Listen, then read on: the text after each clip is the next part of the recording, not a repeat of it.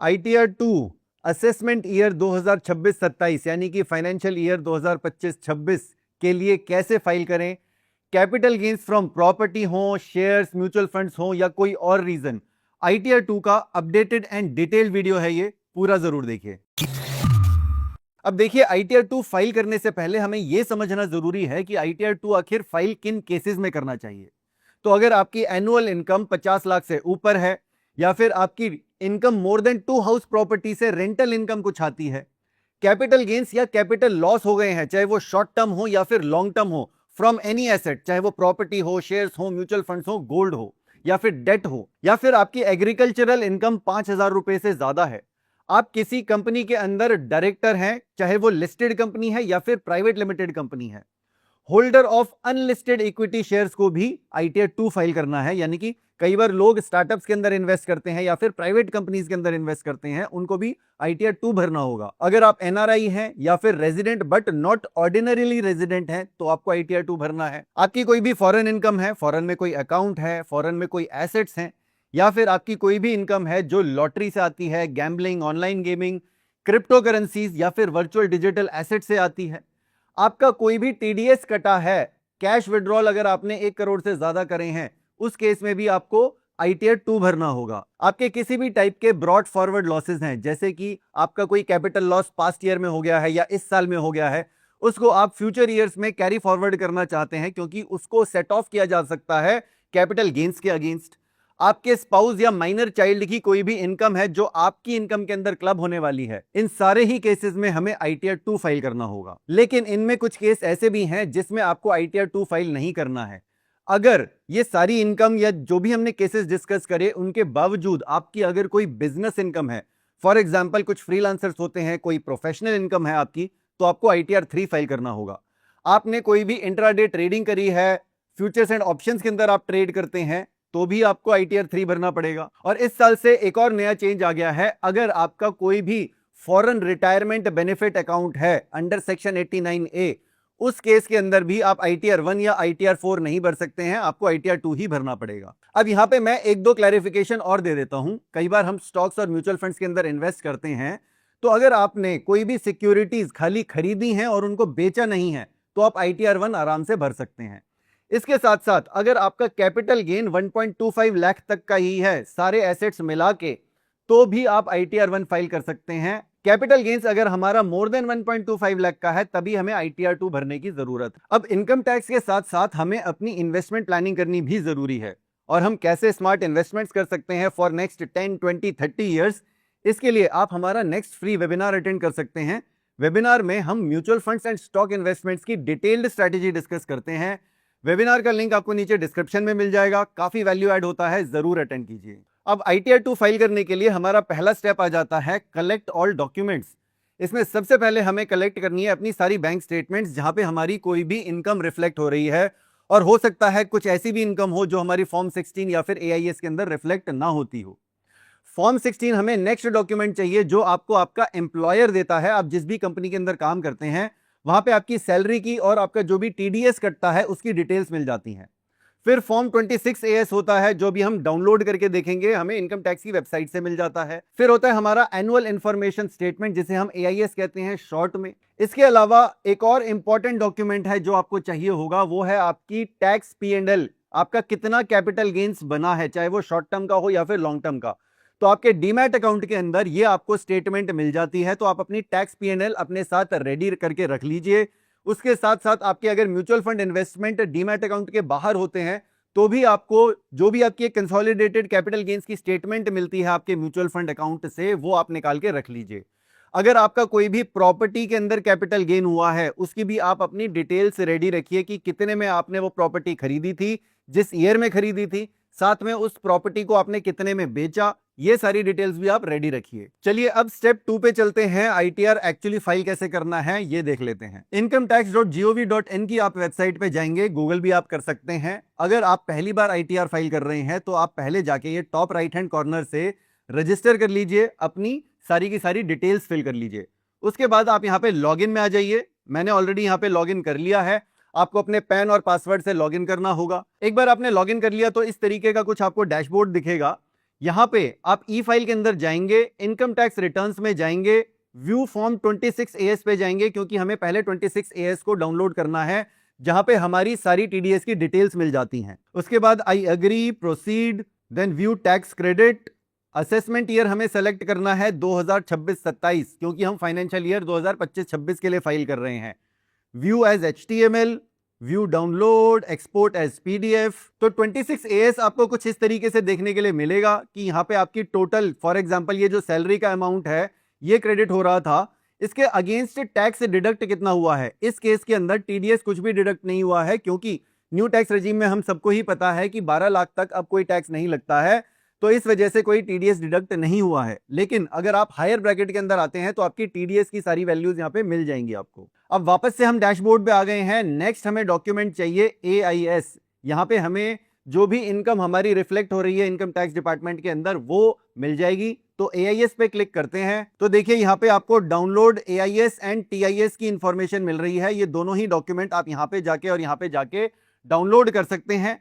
TIS के अंदर आपको ब्रॉड इंफॉर्मेशन मिल जाती है और AIS के अंदर आपको एक एक जो भी आपका इनकम का हेड है उसके अंदर डिटेल्ड इंफॉर्मेशन मिल जाती है। बट फॉर टैक्स पर्पसेस हमारे लिए ये जो TIS वाला डॉक्यूमेंट है ये भी एनफ है। तो ये देखिए TIS आपको कुछ इस तरीके से देखने के लिए मिलेगा। फॉर एग्जांपल इस केस के अंदर ये सैलरी की इनकम है 9.88 लाख्स, साथ में कुछ डिविडेंड की इनकम है, सेविंग्स बैंक के अंदर हमारा कुछ इंटरेस्ट आया हुआ है, फिर FD के इंटरेस्ट से कुछ इनकम है, फिर साथ में sale of securities and unit of mutual funds का कुछ अमाउंट है 1.33 लाख के आसपास।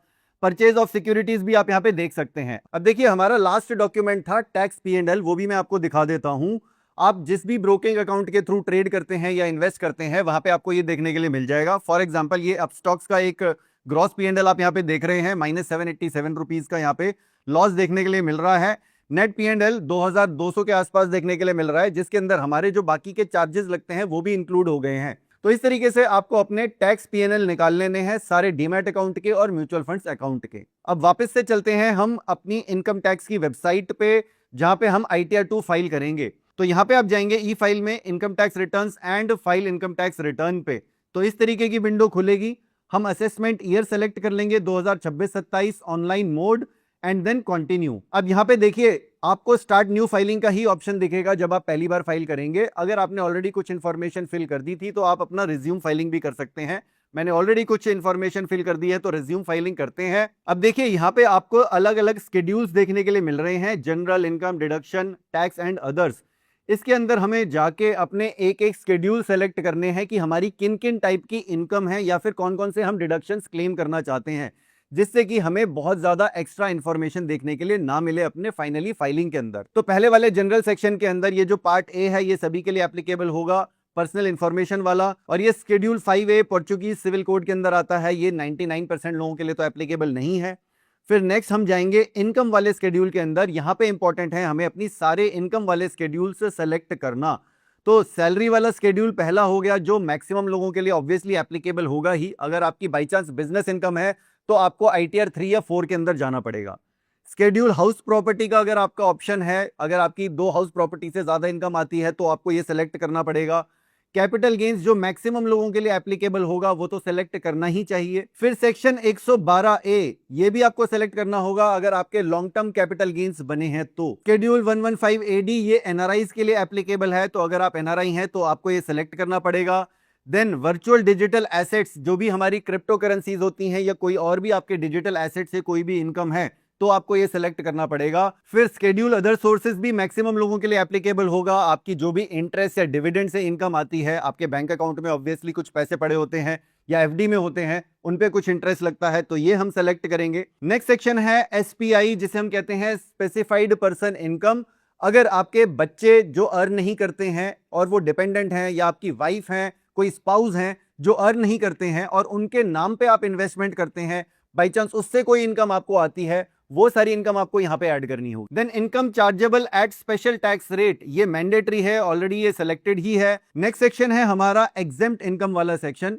जैसे हमारे प्रोविडेंट फंड होते हैं, सुकन्या समृद्धि योजना होती है, या और भी हमारी स्मॉल सेविंग स्कीम्स हैं जो टैक्सेबल नहीं होती हैं, मेच्योरिटी से आपको कुछ अमाउंट आया है, तो ऐसी कोई भी इनकम है और आपको ये डिक्लेयर करनी है तो वो आप यहाँ पे सेलेक्ट करके डिक्लेयर करेंगे। हमारे केस में नहीं है तो मैं ये सेलेक्ट नहीं कर रहा हूं। उसके बाद ये जो नेक्स्ट सेक्शंस हैं बहुत ही कम लोगों के लिए एप्लीकेबल होंगे। अगर आपके लिए एप्लीकेबल हैं तो जरूर यहाँ पे सेलेक्ट कीजिए। वापस से हम अपने स्केड्यूल्स पे चले जाते हैं। इनकम वाले हमने यहाँ पे सेलेक्ट कर लिए हैं, फिर हम डिडक्शन वाले सेलेक्ट करेंगे। अब देखिए ये देख रहे हैं आप sections 80G, 80GGA, 80D, 80U, ये सारे सेक्शंस हमारे ओल्ड रेजीम के अंदर एप्लीकेबल होते हैं, तो मैंने सेलेक्ट नहीं किए हैं क्योंकि हम न्यू रेजीम के अंदर यहाँ पे टैक्स फाइलिंग करने वाले हैं और आई थिंक 90% लोग अब न्यू रेजीम ही सेलेक्ट करने वाले हैं। लेकिन बाई चांस अगर आप ओल्ड रेजीम सेलेक्ट कर रहे हैं, उसकी टैक्स फाइलिंग समझना चाहते हैं, तो मैंने ITR 1 वाला एक वीडियो किया हुआ है, उसका लिंक मैं आपको नीचे डिस्क्रिप्शन में दे दूंगा, आप वो जाके देख सकते हैं। यहाँ पे अभी समय की पाबंदी के कारण हम यहाँ पे खाली न्यू टैक्स रेजीम ही कवर कर रहे हैं। नेक्स्ट ये शेड्यूल 6A देख रहे हैं, ये मैंडेटरी है। न्यू टैक्स रेजीम के अंदर हम सबको पता है कि एनपीएस का एक ऑप्शन हमारे पास है जहां पे हमारा टैक्स सेव होता है, तो ये ऑटोमेटिकली सेलेक्ट हो रहा है। बाकी के ये सारे जितने भी आप सेक्शंस देख रहे हैं ये ओल्ड टैक्स रेजीम वाले हैं। डिडक्शंस का हमने कर लिया एक बार सेलेक्ट। उसके बाद हम टैक्स पे जाएंगे। यहाँ पे देखिए सारे के सारे मैंडेटरी हैं एक्सेप्ट वन। ईसॉप वाला अगर आपका ऑप्शन आपके लिए अवेलेबल नहीं है तो आप डी सेलेक्ट कर दीजिए। ये हमारे लिए भी एप्लीकेबल नहीं है तो मैंने ये डी सेलेक्ट कर दिया है। बाकी के 3 हम सेलेक्ट कर रहे हैं। फिर हम अदर्स में जाएंगे। ये 3 आप मैंडेटरी सेक्शन देख रहे हैं जिनको मैं कवर करूंगा। उसके अलावा अगर आपकी कोई भी फॉरेन एसेट या इनकम है तो आप ये वाला शेड्यूल सेलेक्ट कर सकते हैं। ऑल्टरनेट मिनिमम टैक्स पेबल वाला है तो ये वाला आप सेलेक्ट कर सकते हैं। तो यहाँ पे हमारे लिए ये सारे एप्लीकेबल नहीं है एक्सेप्ट दी टॉप 3 मैंडेटरी, वो हमने सेलेक्ट कर लिए हैं। तो आपने एक बार ये सारे के सारे स्केड्यूल से सेलेक्ट कर लिए, आप नीचे कंटिन्यू पे आएंगे और अब हम अपनी सारी इंफॉर्मेशन फिल करेंगे। चलिए कंटिन्यू पे क्लिक करते हैं। अब देखिए न्यू टैक्स रेजीम के अंदर अगर हम फाइल कर रहे हैं तो हम नो पे रहने देते हैं और यहाँ पे हम कंटिन्यू पे क्लिक करते हैं। नेक्स्ट अगर आपका कुछ ट्रैवल एक्सपेंडिचर का एग्जेम्पशन आप क्लेम करना चाहते हैं तो आप यहाँ पे यस करेंगे। हमारे केस में ये नो हो जाता है। आपका कोई ट्रांसपोर्ट अलाउंस है उसके अंदर अगर आपको कुछ एग्जेम्पशन क्लेम करना है तो आप यस करेंगे। हमारे केस में ये नो है। आप सैलरी इनकम के अलावा कोई भी एग्जेम्पशन क्लेम करना चाहते हैं तो आप यस करेंगे। हमारे केस में ये भी नो हो जाता है। कंटिन्यू। देन 80CCD2 हमारा एनपीएस वाला सेक्शन है जो इकलौता टैक्स सेविंग ऑप्शन है हमारे पास। अगर आपका एम्प्लॉयर आपको ये बेनिफिट देता है, आपके एम्प्लॉयर के थ्रू आपके एनपीएस के अंदर कुछ पैसा जमा होता है तो आप यहां पे यस करेंगे, अदरवाइज नो करेंगे। मैंने अभी ये नो कर दिया है। अब देखिए हमारे पास सारे इंपॉर्टेंट हमारे स्केड्यूल से सेलेक्ट हो चुके हैं जो हमारे लिए एप्लीकेबल हैं।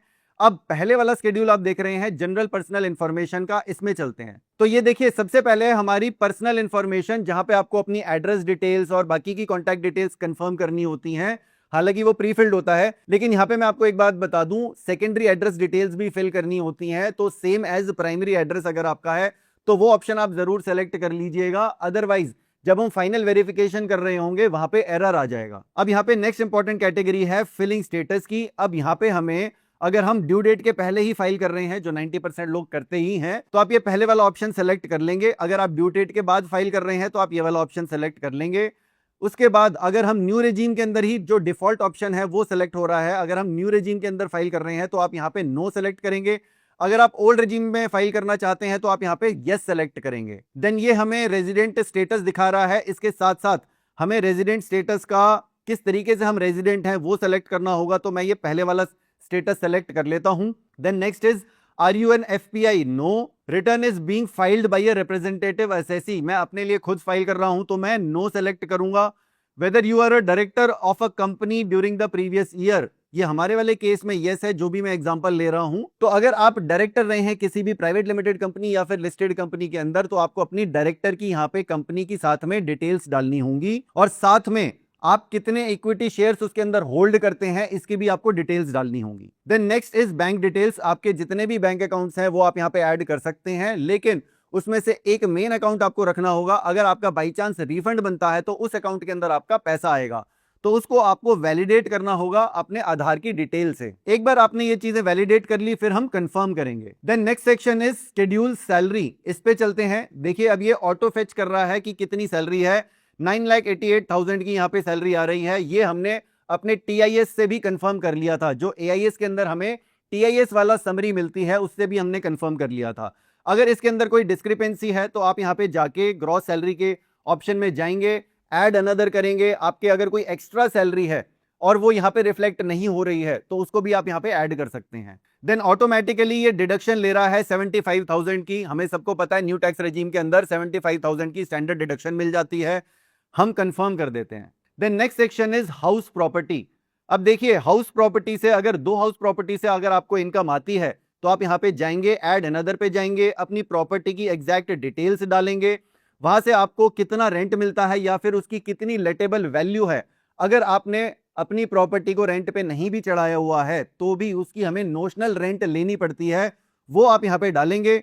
उसके बाद ऑटोमेटिकली 30% मेंटेनेंस का माइनस हो जाता है उसके अंदर। उसके बाद सेक्शन 24B में इंटरेस्ट पे हमें कुछ रिबेट मिलती है, लेकिन ये जो डिडक्शन हम क्लेम कर पाते हैं ये खाली ओल्ड रेजिम के अंदर कर पाते हैं, न्यू टैक्स रेजिम के अंदर हम ये नहीं कर पाएंगे, तो ऑब्वियसली ये ऑप्शन हमारे लिए एनेबल्ड भी नहीं है। तो इस तरीके से आप अपनी सारी हाउस प्रॉपर्टी की यहाँ पे जितनी भी आपको रेंटल इनकम आती है वो डिटेल्स आप डालेंगे, साथ में प्रॉपर्टी की डिटेल्स भी डालेंगे। और हमारे केस में ये अभी एप्लीकेबल नहीं है तो मैं बैक कर देता हूं और साथ में इसको कंफर्म कर लेते हैं। चलिए नेक्स्ट सेक्शन देखते हैं अब, स्केड्यूल कैपिटल गेन्स। ये एक्चुअली सबसे इंपॉर्टेंट सेक्शन है क्योंकि इसी की वजह से मैक्सिमम लोग ITR 2 भी भरते हैं। अब यहाँ पे हमें सबसे पहले देखने के लिए मिल रहा है शॉर्ट टर्म कैपिटल गेन्स। इसके अंदर जाएंगे फ्रॉम सेल ऑफ लैंड और बिल्डिंग और बोथ। तो अगर आपने कोई भी प्रॉपर्टी 2 साल के अंदर अंदर खरीदने से लेके 2 साल के अंदर अंदर बेच दी है तो यहाँ पे हम डिटेल फिल करेंगे। तो ये वाला सेक्शन मैं actually long term capital gains में ज्यादा डिटेल में कवर करूंगा क्योंकि ज्यादातर लोग 2 साल के बाद ही प्रॉपर्टी बेचते हैं। लेकिन short term capital gains mutual funds और इक्विटीज के अंदर यानी कि शेयर्स के अंदर काफी लोगों का हो जाता है, तो ये वाला सेक्शन थोड़ा डिटेल में देख लेते हैं। अब देखिए यहाँ पे हमें क्या करना है, जितने भी हमारे शेयर्स या म्यूचुअल फंड्स की कंबाइंड वैल्यू है, जितने में भी हमने उनको बेचा 1 साल के अंदर अंदर, वो जो कंसिडरेशन वैल्यू है वो आप यहां डाल देंगे। तो मैंने यहाँ पे एक एग्जांपल के लिए ले लिया है, 4 लाख रुपए हमने डाल दिया यहाँ पे।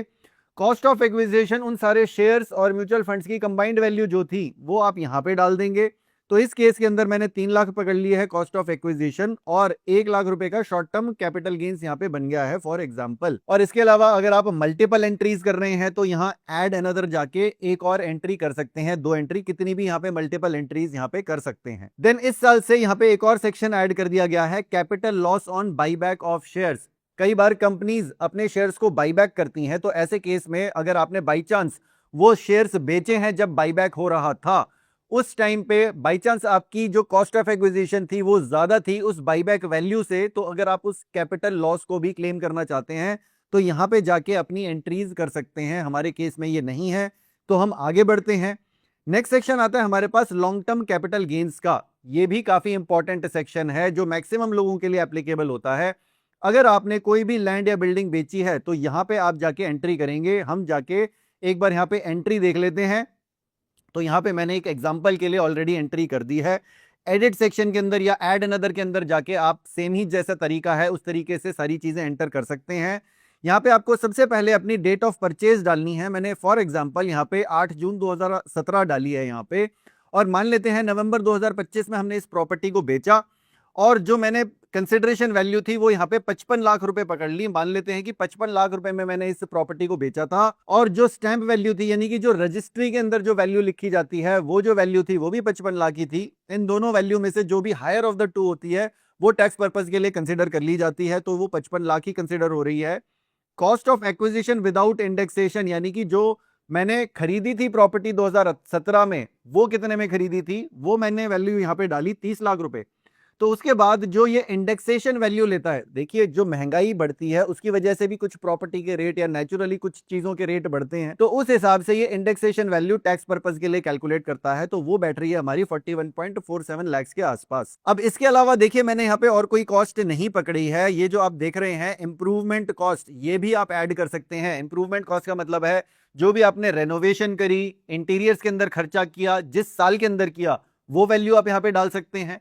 फिर साथ में जो भी आपके ट्रांसफर चार्जेस थे, यानी कि जो रजिस्ट्री के अंदर आपका खर्चा हुआ, ब्रोकिंग के लिए आपने जो भी पैसा दिया, ये सारी चीजें भी आप ऐड कर सकते हैं, जिससे हमारा कैपिटल गेन्स कम बनेगा और फाइनली हमारा टैक्स भी कम लगेगा। अब देखिए यहाँ पे हमारे 2 टाइप के लॉन्ग टर्म कैपिटल गेन्स बन रहे हैं। तो 23 जुलाई 2024 के पहले जितनी भी प्रॉपर्टीज खरीदी गई हैं वहां पे हमें ऑप्शन मिल जाता है, यानी कि जो भी हमारा कम टैक्स बनता है, या तो इंडेक्सेशन की वजह से अगर हमारा कम टैक्स बनेगा तो वो कंसिडर कर लिया जाएगा, और अगर जो हमारा 12.5% के हिसाब से जब नए रेट्स आए थे 2024 में, उस हिसाब से जो हमारा लॉन्ग टर्म कैपिटल गेन्स बनेगा वो दोनों में से जो भी कम होगा वो कंसिडर कर लिया जाएगा। तो इस हिसाब से अगर हम देखें तो इंडेक्सेशन वैल्यू की वजह से जो हमारा लॉन्ग टर्म कैपिटल गेन्स बन रहा है वो कम बन रहा है। अब यहां पे इसके बाद आपको देखिए बायर की भी वैल्यू ऐड करनी पड़ती है, ये देख रहे हैं आप ऐड अनदर करके।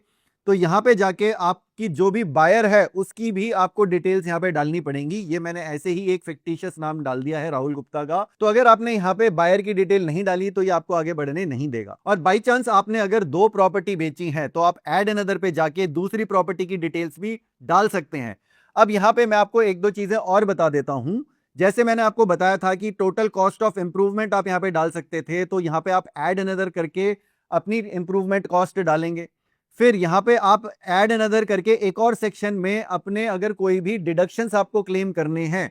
कई बार लोग एक रेजिडेंशियल प्रॉपर्टी को बेच के दूसरी रेजिडेंशियल प्रॉपर्टी खरीदते हैं, तो वो अगर आप डिडक्शन क्लेम करना चाहते हैं, आरईसी के बॉन्ड्स में आपने इन्वेस्ट किया है, एनएचएआई के बॉन्ड्स में इन्वेस्ट किया है, तो इन सारे सेक्शंस के अंदर 54 वाला जो हमारा मेन सेक्शन होता है, हमें रिबेट मिल जाती है या फिर डिडक्शन हम क्लेम कर सकते हैं। वो वाली डिटेल्स आप यहां पे डाल सकते हैं फर्दर अगर आपने कोई भी इन्वेस्टमेंट करी है तो।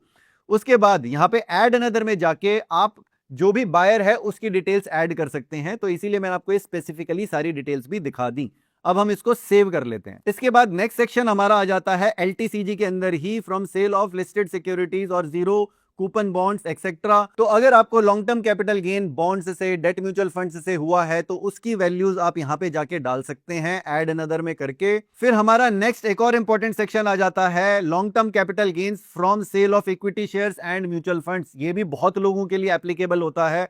तो इसके अंदर जाके हम एडिट के अंदर जाके अपनी सारी डिटेल्स डाल सकते हैं, लेकिन यहां पे हमें व्यू शेड्यूल 112A के अंदर जाना पड़ेगा। और देखिए यहां पे अब हमारे पास ऑलरेडी कुछ डिटेल्स तो मैं डाल ही चुका हूं। हमारे पास मल्टीपल ऑप्शंस होते हैं। एक होता है ऑप्शन हमारे पास कि सीएसवी टेम्पलेट हम डाउनलोड कर सकते हैं। तो जितने भी हमारे स्टॉक्स हैं, म्यूचुअल फंड्स हैं, उनकी स्क्रिप्ट वाइज सारी डिटेल्स डाल सकते हैं, कब हमने उनको खरीदा, कब बेचा। उसके बाद जो हमारी सीएसवी है उसको हम यहां पे जाके अपलोड कर सकते हैं। अदरवाइज ऐड अनदर में जाके हम मैनुअली यहां पे एंट्री कर सकते हैं। मैंने अभी क्योंकि कुछ डिटेल्स डाल दी थी, मैं उसी को आपको एडिट करके दिखा देता हूं। तो ये देखिए यहां पे हमारे पास दो ऑप्शन आ जाते हैं। एक है जो भी हमने स्टॉक्स या म्यूचुअल फंड्स खरीदे 31 जनवरी 2018 के पहले, उनकी एंट्री अलग होंगी, क्योंकि हमें पता है long term capital gains tax जो आया था वो 2018 के अंदर आया था। उसके पहले वाली जो भी सिक्योरिटीज होती थी उससे पहले हमारा कोई भी टैक्स नहीं लगता था लॉन्ग टर्म कैपिटल गेन का। तो अगर कोई भी हमारी सिक्योरिटी जो 2018 से पहले खरीदी गई है 31 जनवरी से, उसको मान लिया जाता है कि वो 31 जनवरी 2018 को ही खरीदी गई थी, तो उसकी डिटेल आप अलग से डालेंगे। हमारे एग्जांपल में हमने माना है कि 31 जनवरी 2018 के बाद ही ये सिक्योरिटीज खरीदी गई हैं।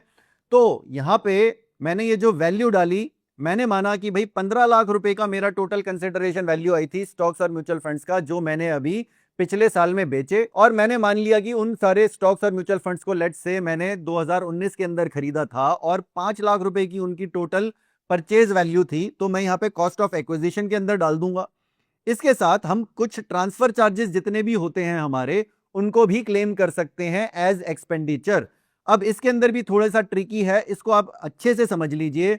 ये मैं वापस से आपको अपना टैक्स P&L दिखा रहा हूं। तो यहां पे देख रहे हैं आप, ये जो आप ग्रीन से चार्जेस देख रहे हैं, इन सारों को तो हम क्लेम कर सकते हैं अपने एक्सपेंडिचर के अंदर। ये जो रेड से देख रहे हैं आप स्पेसिफिकली, ये है डीमैट की जो एएमसी चार्ज होते हैं, उसको हम क्लेम नहीं कर सकते हैं। और साथ में सिक्योरिटीज ट्रांजैक्शन टैक्स, जैसे हम एसटीटी कहते हैं, इसको हम ट्रांसफर चार्जेस के अंदर क्लेम नहीं कर सकते हैं। बाकी के हमारे जितने भी चार्जेस होते हैं, जैसे कि सेबी के चार्जेस हैं, एक्सचेंज के चार्जेस हैं, ब्रोकरेज है, जीएसटी है, ये सब हम क्लेम कर सकते हैं एज ट्रांसफर चार्जेस। चलिए वापस से अपनी फाइलिंग पे आ जाते हैं, इसको सेव कर देते हैं और इसको हम साथ में कंफर्म भी कर देते हैं। इसके बाद नेक्स्ट इंपॉर्टेंट सेक्शन है information about accrual receipt of capital gain. देखिए अगर इसके अंदर हमने अपनी डिटेल नहीं डाली तो फाइनली जाके हमें ये एरर दिखा देगा। यहां पे हमें क्या करना है, जो भी हमारा शॉर्ट टर्म और लॉन्ग टर्म कैपिटल गेन हुआ है वो कौन से क्वार्टर में हुआ है, ये हमें एंट्री करनी पड़ेगी। तो ये देख रहे हैं आप, शॉर्ट टर्म कैपिटल गेन जो हुआ था, मैंने अज्यूम कर लिया वो फर्स्ट क्वार्टर में हुआ था, तो ये 1 लाख रुपए की यहाँ पे मैंने एंट्री कर दी है। और साथ में ये जो लॉन्ग टर्म कैपिटल गेन हुआ था हमारा, उसकी एंट्री मैंने यहाँ पे कर दी है 999201 की। उसके बाद नीचे आके हम इसको भी कंफर्म कर देंगे। देन नेक्स्ट शेड्यूल है हमारा 112A। इस पे मैं जाके आपको दिखा देता हूं, हालांकि ये डिटेल हम ऑलरेडी भर चुके हैं क्योंकि कैपिटल गेन के थ्रू भी हम इसी सेक्शन के अंदर आ जाते हैं। ये सारी डिटेल ऑलरेडी फिल हो चुकी हैं, इसको भी हम कंफर्म कर देते हैं। Next schedule is other sources. यहाँ पे हमारी जो भी इंटरेस्ट और डिविडेंड की इनकम है उनकी डिटेल्स यहाँ पे आ जाती हैं। तो यहाँ पे जाके अगर बाई चांस आपकी कोई भी डिविडेंड की इनकम या इंटरेस्ट की इनकम जो एआईएस के अंदर रिफ्लेक्ट नहीं हो रही थी, वो सब यहाँ पे आप जाके एडिट सेक्शन में ऐड कर सकते हैं। हमारे लिए और कोई एक्स्ट्रा इनकम नहीं है तो हम इसको भी कंफर्म कर देते हैं। Then next few sections are fairly simple. ये जो आप CYLA देख रहे हैं, इसमें हम income after set off current losses में जाएंगे। यहाँ पे ये जनरली ऑटो फेच करता है सारी डिटेल्स, लेकिन अगर आप कुछ चीजें चेंज करना चाहते हैं तो आप यहाँ पे यस करके अपनी जो भी आपके जो सेट ऑफ करने हैं लॉसेज जो ऑटोमेटिकली ये फेच नहीं कर रहा है, वो डिटेल्स आप यहाँ पे ऐड कर सकते हैं। अभी के लिए हम इसको कंफर्म कर देते हैं। Then next section is brought forward losses of earlier years, यानी कि आपका कोई भी कैपिटल लॉस पिछले सालों में हुआ था, उसको आप इस साल के अंदर सेट ऑफ करना चाहते हैं, वो डिटेल्स हम यहाँ पे भरते हैं। यहाँ पे भी ऑटोमेटिकली ये फेच करता है, हालांकि डिटेल्स आपने जितने भी पुराने ITR भरे होंगे वहां से फेच करता है, लेकिन अगर आप कोई भी डिटेल यहाँ पे चेंज करना चाहते हैं तो यहाँ पे भी आप यस करके डिटेल्स चेंज कर सकते हैं। अभी के लिए हम इसको भी कंफर्म कर देते हैं। Then next section is losses to be carried forward to future years, यानी कि इस साल में आपका जो भी लॉस हुआ है, कैपिटल लॉस हुआ है, कोई और भी लॉस हुआ है, उसको आप फ्यूचर के अंदर कैरी फॉरवर्ड करना चाहते हैं। उससे हमारा ये बेनिफिट होता है कि हम 8 सालों तक ये जितने भी हमारे लॉसेज होते हैं उनको कैरी फॉरवर्ड कर सकते हैं। तो वो कैपिटल गेन्स जो फ्यूचर में आपके होंगे उसके अगेंस्ट ये लॉसेज सेट ऑफ हो जाते हैं, तो हमारा कैपिटल गेन कम बनता है, इवेंचुअली हमारा टैक्स भी कम बनता है। तो ऐसे जो भी आपके पुराने लॉसेज हैं, चाहे वो पिछले साल के हों, इस साल के हों, जिनको आप फ्यूचर में कैरी फॉरवर्ड करना चाहते थे और लेट्स से वो वैल्यूज एंटर नहीं हुई थी पहले, तो उनको आप यहाँ पे जाके एंटर कर सकते हैं। आप देख सकते हैं कि सारे के सारे अलग अलग फाइनेंशियल ईयर्स की डिटेल्स आपको यहाँ पे मिल रही हैं। हमें अभी कुछ एक्स्ट्रा क्लेम नहीं करना है, तो यहाँ पे हम इसको कंफर्म करते हैं। Then next is income chargeable to tax at special rates. इसके अंदर आपको ज्यादा कुछ नहीं करना है। आपकी जितनी भी डिटेल्स हैं, जितनी भी अलग अलग टाइप की इनकम है, उस पर कितना कितना टैक्स बन रहा है, वो सारी डिटेल्स हैं। तो एक तरीके से आपको यहाँ पे खाली कंफर्म ही करना है, उसको हम कर देते हैं यहाँ पे। नेक्स्ट सेक्शन शेड्यूल 6A, इसके अंदर हम अपनी NPS की डिटेल डाल सकते हैं, क्योंकि न्यू टैक्स रेजिम के अंदर खाली हमारे पास यही ऑप्शन है। ये जितने भी आप बाकी के ऑप्शंस देख रहे हैं, ये खाली ओल्ड रेजिम के अंदर अवेलेबल होते हैं। ये जो सेक्शन 80 CCD2 का है, अगर आपके एम्प्लॉयर के थ्रू आप NPS में इन्वेस्ट कर रहे हैं तो वो डिटेल्स आप यहाँ पे एडिट सेक्शन में करके डाल सकते हैं। Next is confirm. Next section भी काफी सिंपल सा ही है, ज्यादातर केसेस में तो ये भी कंफर्म ही होगा। आपका कोई भी ऑल्टरनेट मिनिमम टैक्स का कोई भी क्रेडिट वगैरह है तो उसको आप यहाँ पे डाल सकते हैं। हम अपने लिए कंफर्म कर देते हैं, ज्यादातर लोगों के लिए एप्लीकेबल नहीं होगा ये। उसके बाद टोटल इनकम इंपॉर्टेंट सेक्शन है। एक बार हम अब चेक कर लेंगे हमारी जो भी इंफॉर्मेशन है वो क्लियरली मेंशन हो रही है या नहीं। अगर कोई भी हमें यहाँ पे भी चेंज करना है तो हम जैसे for example view schedule salary के अंदर जाके चेंज कर सकते हैं। सारी हमने चीजें चेक कर ली, सारी ठीक हैं, कंफर्म कर देते हैं। Then next section is tax paid. यहाँ पे हमने कितना टैक्स पे किया है, जैसे कि जितना भी हमारा TDS कटा है, चाहे वो सैलरी से कटा हो, चाहे हमारी कोई इंटरेस्ट इनकम से कटा हो, वो सब यहाँ पे रिफ्लेक्ट हो जाता है। साथ में हमने कोई भी एडवांस टैक्स भरा है। देखिए, जब हम 31 मार्च के पहले कोई भी टैक्स भरते हैं वो एडवांस टैक्स के अंदर काउंट होता है। 31 मार्च के बाद फाइनेंशियल ईयर खत्म होने के बाद जो हम टैक्स भरते हैं अपनी असेसमेंट के हिसाब से, उसको हम कहते हैं सेल्फ असेसमेंट टैक्स। तो वो आपकी डिटेल्स यहाँ पे आपको देखने के लिए मिल जाती हैं। अभी हम इसको कंफर्म करते हैं और ये सब कंफर्म करने के बाद अगर हमारा फाइनली कोई टैक्स बनता है तो ये लास्ट सेक्शन के अंदर हमें देखने के लिए मिलता है। अभी हम नीचे आ जाते हैं। एक्चुअली हमारा कोई अमाउंट पेएबल नहीं बन रहा है, हमारा रिफंड बन रहा है इस केस के अंदर। तो हमें कोई टैक्स भरना तो नहीं है, लेकिन बाई चांस आपका टैक्स पेएबल बनता तो यहाँ पे आपको एक टैक्स पेएबल का ऑप्शन नजर आता, उस पे जाके आप अपना टैक्स भर भी सकते थे। लेकिन अगर आपको टैक्स भरना है तो एक और हमारे पास यहाँ पे डायरेक्ट ऑप्शन होता है। ई फाइल में जाके आप ये जो ई पे टैक्स का ऑप्शन देख रहे हैं, इस पे जाके आप कंटिन्यू पे क्लिक करते हैं। सेल्फ असेसमेंट टैक्स आप भर सकते हैं। यहाँ पे आप न्यू पेमेंट के अंदर जाएंगे, इनकम टैक्स प्रोसीड के अंदर जाएंगे, असेसमेंट ईयर आप अपना सेलेक्ट कर लेंगे 2026-27। Type of payment self assessment tax हो जाएगा हमारा। कंटिन्यू पे क्लिक करेंगे। टैक्स मान लेते हैं हमारा हालांकि बन नहीं रहा है, मैं खाली एग्जांपल के लिए ले रहा हूं। 50,000 का लेट से टैक्स बन रहा था। कंटिन्यू पे क्लिक करते हैं। आपके पास मल्टीपल पेमेंट के ऑप्शंस आ रहे हैं, कोई भी आप चूज करके अपना टैक्स यहाँ पे कर सकते हैं। वापस से हम अपने फाइलिंग में चलते हैं। तो ये हम अपने फाइनल सेक्शन के अंदर आ गए हैं, इसको हमें सिंपली कंफर्म करना है। कंफर्म कर दिया है, अब हम प्रोसीड टू वेरिफिकेशन पे जाएंगे। सिंपली आप अपनी यहाँ पे प्लेस डालेंगे और प्रोसीड टू वैलिडेशन। अब देखिए हमारा वैलिडेशन सक्सेसफुल हो चुका है। प्रीव्यू एक बार कर लेते हैं। Again proceed to validation, then proceed to verification. अब देखिए हमारे पास अलग अलग वेरीफाई करने के ऑप्शन आ रहे हैं। ये ई वेरीफाई नाउ आधार ओटीपी वाला सबसे आसान तरीका होता है अपना टैक्स वेरीफाई करने का, आईटीआर भरने का। इस पे जाके आप अपना आईटीआर फाइल कर सकते हैं। तो दैट वाज अबाउट आईटीआर 2। अब जैसे हमने पहले बात की कि इनकम टैक्स के साथ साथ हमें अपनी इन्वेस्टमेंट प्लानिंग करनी भी जरूरी है, और हम म्यूचुअल फंड्स एंड स्टॉक्स में कैसे smart selection, allocation and rebalancing से अपना रिटर्न मार्केट से बेटर कर सकते हैं, ये हम डिस्कस करेंगे अपने नेक्स्ट फ्री वेबिनार में। वेबिनार का लिंक डिस्क्रिप्शन में है, जरूर रजिस्टर करके अटेंड कीजिए। अब इस वीडियो को लाइक एंड शेयर जरूर कीजिए अपने फ्रेंड्स और फैमिली मेंबर्स के साथ, और इस चैनल को अभी तक अगर सब्सक्राइब नहीं किया है तो नीचे से सब्सक्राइब कर लीजिए, अपने फोन में बेल आइकन प्रेस कर लीजिए जिससे आपको लेटेस्ट फाइनेंस वीडियो का नोटिफिकेशन मिल जाए। अब मिलते हैं नेक्स्ट वीडियो में, तब तक सीखते रहिए, कमाते रहिए और हमेशा की तरह खुश रहिए।